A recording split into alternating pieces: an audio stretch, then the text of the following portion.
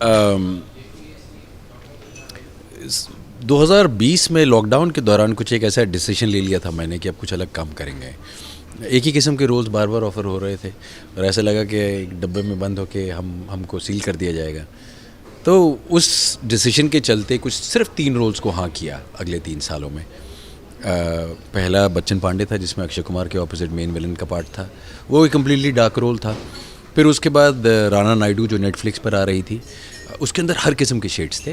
और फिर गदर 2, और गदर 2 में वो मेरा इन दोनों कैरेक्टर्स के मुकाबले एक बिल्कुल दूसरा सुर और वेरिएशन है कि ये एक पेट्रियाटिक प्योरली पॉजिटिव कैरेक्टर है, इसमें कोई शेड्स नहीं है।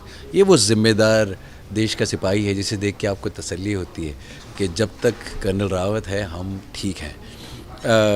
तो कर्नल रावत पिक्चर में जब भी आते हैं इसी मकसद से आते हैं, कुछ संभालने, किसी चीज़ की रक्षा करने, सुरक्षा करने, और उनकी प्रेजेंस भी उसी किस्म से इस्तेमाल की गई है। जो वर्दी है वो 1970 की ही वर्दी है, जो हेलमेट है, जो सब कुछ हमने पहना, जो सब कुछ हमने इस्तेमाल किया, सारी एक्सेसरीज़ वो सब 1970 की हैं। उस वर्दी को पहन के लगा कि आजकल वाली बॉडी उसमें नहीं जमेगी, उस ज़माने की बॉडी बनानी पड़ेगी। तो 1970 के वो मर्द आर्मी ऑफिसर कैसे होने चाहिए, वो वैसी कुछ एक बॉडी बनाने की कोशिश की 20-25 दिनों में। मूंछ कितनी बड़ी, कितनी छोटी, कितनी पतली, कितनी गहरी। मुश्किल था पर बहुत मज़ा आया। कितना मज़ा आया, कितनी तैयारी की आपने, क्योंकि आप खुद ही बता रहे हैं कि कितना अलग ये करेक्टर था। उस इरा में जाना था 1970s के और 80s के, जब ये युद्ध हुआ था भारत पाकिस्तान का, और उसी दरमियान फिल्म की कहानी को क्रिएट किया गया। जी, कितना मुश्किल था। एक तो ये बहुत खूबसूरत सा एंगल है ना। अब देखिए कि कुछ जो एक्चुअली हुआ और जो एक्चुअल इंसिडेंट्स हैं उस वक्त, उन इंसिडेंट्स को एक्चुअली इस्तेमाल करके फिक्शनलाइज्ड कैरेक्टर्स के साथ हम दिखा रहे हैं। तो ये एक बहुत ही खूबसूरत कॉन्सेप्ट है। हिस्ट्री और फिक्शन मिल गई इन अ वे। प्लस हमारी फिल्म में एक्चुअल आर्मी ऑफिसर्स हमारे कंसल्टेंट्स के तौर पर हैं। तो हर चीज़ की ऑथेंटिसिटी बरकरार हमने रखने की कोशिश की है।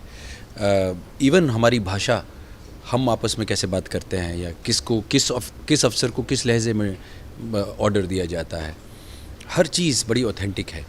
उनके साथ काफ़ी वक्त बिताया, उठा बैठा, वर्दी पहन के कैंटोनमेंट एरिया में ही रहता था सुबह से शाम तक, बैरिक्स में घूमता था। काफ़ी शूटिंग भी हमने उनके ऑफिसेज में ही की। उस दौरान जितने भी गार्ड्स थे वो सब सैल्यूट करने लग गए, और मैं भी नॉड करता था उनको कि वो कर्नल साहब आ गए, कर्नल साहब आ गए। तो वो रियल हो गया काफ़ी। सब उस दौरान भूल गए कि ये एक एक्टर है जो एक आर्मी ऑफिसर का रोल कर रहा है।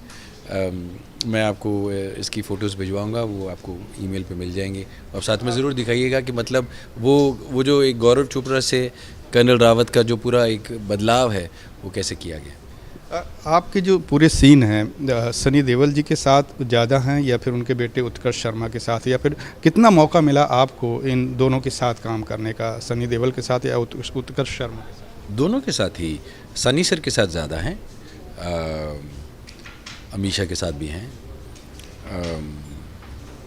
बहुत सारे सीन्स नहीं हैं, ऐसा नहीं कि पूरी फिल्म में कर्नल साहब छाए हुए हैं, पर हर वो सीन जिसमें वो आते हैं वो कुछ बहुत महत्वपूर्ण करने के लिए आते हैं। और इसीलिए थोड़ा संकोच मैं कर रहा था शुरू में, पर फिर ये समझते जानते हुए, कहानी सुन के, उसकी नरेशन सुनी जब, तब उसे हाँ की, क्योंकि इस बात से फिर कोई मुझे मन में दुविधा रही ही नहीं कि बहुत सशक्त कैरेक्टर है। तो कैसे ऑफ़र आया आपको, पहला ऑफ़र जो आया गदर 2 के लिए, कैसे